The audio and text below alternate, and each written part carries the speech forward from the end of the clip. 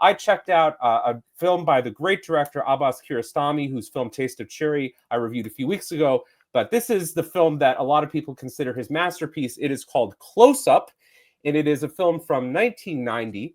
And it is a film that is much like Kiarostami's other films, kind of blends fiction and nonfiction. It's a hard movie to classify because it's based on a true story, and there are no actors in it. It's basically the real people playing themselves, and it's about an incident that happened, a true incident where basically a guy fooled this family into believing that he was a famous film director.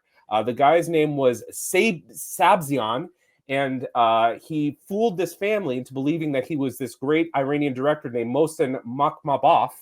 And so this family kind of believes this guy, and they're like, okay, come on in. Tell us about your filmmaking career. And then the guy's like, I've made all these movies, and hey, I want to cast you in my next film.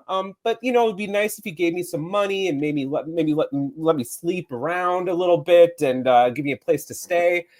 So, we hear this story recounted in a trial, because the movie is actually also a first-person account of Sabian's trial when he was afterwards caught, obviously forging this guy's identity, and the family actually sued him. So the movie kind of juxtaposes this real footage from the trial of the guy who's being caught in this deception.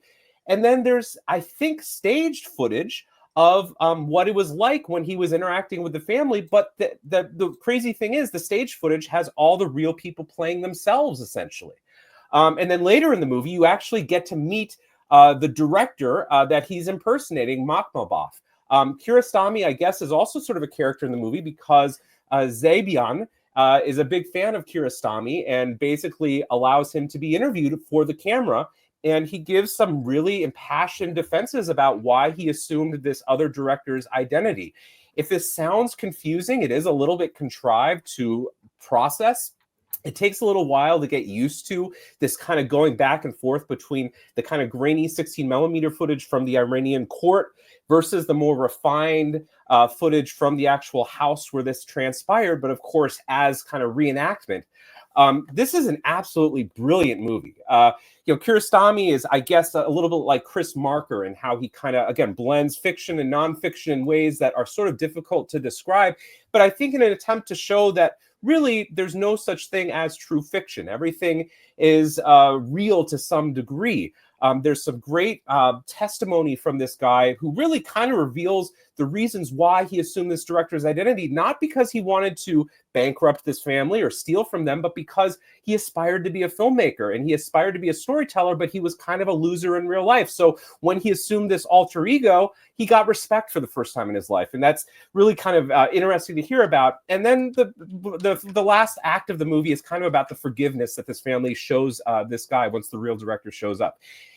Absolutely brilliant movie. And if you've never checked out an Iranian film, obviously Kiarostami is a great place to start, but there are many directors, including Jafar Panahi, who just won the Palme d'Or at Cannes for a film that is yet to be released. Obviously, I think the greatest living director is Oscar Farhadi, but Iran has a rich cinematic legacy. I don't know what is in store for the filmmakers in Iran, many of whom have been exiled. It's obviously a terrible state and leadership in that country, but the people are bystanders, and it's tragic. The things that we're going to see probably unfold in the next few months, few years, we don't know. But do check out Kiarostami's work. This is an absolutely brilliant movie that really looks at not just Iranian culture, but how we tell stories and how we watch films and how we worship film directors as the real artists and rock stars of our culture. So awesome movie, 4 stars. Kiarostami makes a banger every single time. He's a great filmmaker, and I loved it. Check it out. It's a really cool movie.